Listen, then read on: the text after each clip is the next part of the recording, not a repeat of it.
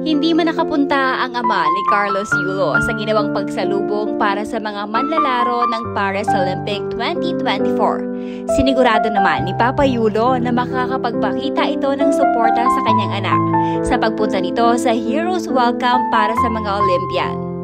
Habang nagpaparade ay kapansin-pansin ang banner na may salitang "Kaloy, Tito Papa Mo". Matapos nito makikitang si Andrew Yulo na masayang-masaya na nakita ang kanyang anak habang itinataas siya ng kanyang mga kasama na sumusuporta kay Carlos Yulo. Kumakaway at masisilayan ang pagiging proud na papa ni Papa Yulo sa nakamit ng kanyang anak. At para ipabatid ni Mr. Yulo kung gaano nito kamahal ang kanyang two-time gold medalist, ay gumawa pa ito ng heart shape sa kanyang kamay. Samantala, labis-labis naman ang pagpapasalamat ni Carlos sa patuloy na pagsuporta ng kanyang ama sa kanya. Sa post ni Carlos, sinabi nitong masaya daw siya at nakita niya ang kanyang ama na sumusuporta. Humihingi din si Carlos ng pasensya dahil hindi niya daw masyadong nakawayan ang kanyang ama sa daming tao na gustong magpa-autograph sa kanila. At mukhang magkakaroon ng father and son bonding ang mag-amang Yulo dahil sa huling bahagi ng mensahe ni Carlos para sa kanyang ama ay magkita-kita sila soon. Maraming salamat pa. Masaya ako. Nakita-kita doon, nakasuporta. Pasensya na pa, hindi ako masyadong nakakaway. Ang daming nagpa-autograph. Kita-kit soon pa. Samantala, malungkot naman ang lolo ni Carlos Yulo nang unay sabihan sila na wag na lamang magpunta sa pagsalubong sa mga Olympians dahil ayon daw sa nagpadala ng mensahe ay tanging si Pangulong Marcos na lamang umano at ang ilang piling media ang pinapapunta roon.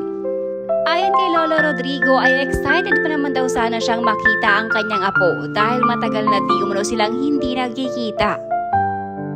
Dapat nga sana masaya, kaso nadismaya ko, hindi kami pinayagang pumunta doon. Ang susundo lang daw si President tsaka mga piling-piling media. Kaya imbes na masaya, sana kaming lahat nadismaya kami dahil nakaredy na kami sa pagsalubong. Nakaredy na kami. Nag-text daw sa papa niya na wag daw kaming sumama sa pagsulubong. Hindi ko rin alam kung sino pero si Kaloy ata. Excited talaga dahil matagal na namin siyang hindi nakita. Yung mga kaibigan namin gumawa na ng banner kung ano-ano pa yata yung mga ginawa nila. Saka nagprepara din sila ng pagkain para sa amin. Sa mga nag-aantay naman ng reaksyon ni Mrs. Yulo ay minabuti ng abogado ni Mrs. Yulo na wag magbigay ng kahit anong statement upang hindi na lumala pa ang issue sa pagitan ni Mrs. Yulo at Carlos Yulo. Nandito rin na si Lauren Hoffman mula sa athletics na lumaban sa women's 400-meter hurdles. Si John Cabang Tolentino na lumaban naman sa men's 110-meter hurdles. Si Jared Hatch na lumaban sa swimming men's 100-meter butterfly. Si Kyla Noeli Sanchez na lumaban sa swimming men's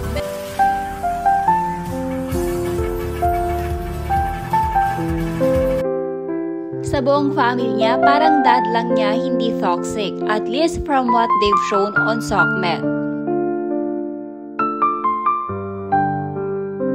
Buti nag-post siya niyan, kundi dami na namang issue na hindi pinansin, inislab niya tatay niya, cutie nung napanood kong clip ni Kaloy, nakita niya papa niya sa crowd, nag-love you pa nga siya.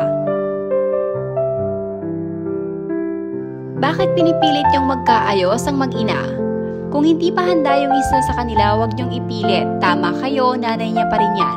Pamilya niya yan. Pero minsan may mga sugat na matagal maghilom. Kala niyo naman ganon kadali after ng lahat ng batuhan ng salita at pa-interview ng nanay sa media? Eventually, magkakapatawaran yan sila kasi sabi nga, pamilya yan, nanay yan. Give them both time to heal. Nakakalungkot man isipin para sa akin, di nababagay sa iyo ang isang parangal pagkat di ka naman maging mabuting anak. Hinubo ka na magulang mo sa mabuti, pero pikit mata ka sa katotohanan ng buhay na pagmamahal at iyon ang pagmamahal sa magulang. Kahit ilan pang ginto ang mapanalunan mo, kapag ang magulang mo ay nakalimutan mo, walang silbi ang ginto mo. Kung walang nanay mo, hindi mo makita ang kumikinang na ginto na yan. Ando na tayo kung nagalaw man ang nanay mo ang sinasabing pera. Nanay mo naman yon, hindi ibang tao. Simulat ng salita si Carlos, never niyang binanggit ang pamilya niya. Sabihin na natin, galit siya sa nanay, pero wag naman na sana lahatin, pati ba na mga kapatid niya, di man lang na-mention, meaning to say, nakatatak sa puso at isipan ang galit niya. Tama ang lolo, wag nang pumunta kasi di naman imbitado. Move on na lang po, parents, kasi kita naman, naghihinakit ang anak, hayaan niyo na siya sa gusto niyang gawin sa buhay niya. Darating ang panahon, kakailanganin niya kayo. Tao lang tayo nagkakamali. Di pa siguro niya kayang makipag-usap sa inyo.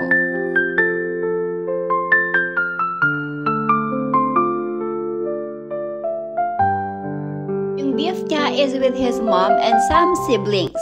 When he won gold, may interaction naman sila sa social media ng papa niya. Sana kahit yung may amicable relationship yung inimbita niya.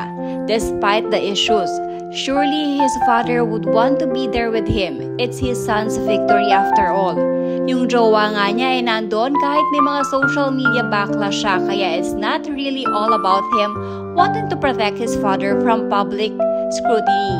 Nakakaiyak lang na kung ilang beses siguro that his father envision his wedding moment na kasama siya.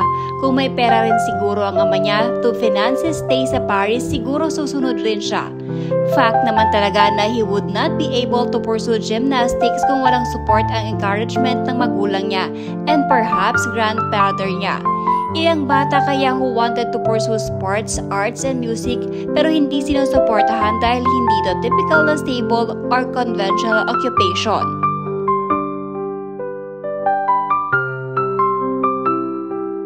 Feeling ko, Kaloy does not want their family issues to overshadow the athlete celebration. Unfair din kasi sa mga kasama niyang atleta. But I hope they get a time together alone. Kaloy father, grandpa, pwede rin yung dalawang kapatid kung hindi pa sila brainwash. Sina Japan pa rin, lakas, mother in kineme ate can stay home. Dami kasi nakikisaw-saw, di naman kapamilya. I really know Carlos and his papa will meet and they will celebrate together. Kahit wag na si Angelica na mukhang pera, na proud sa Japan.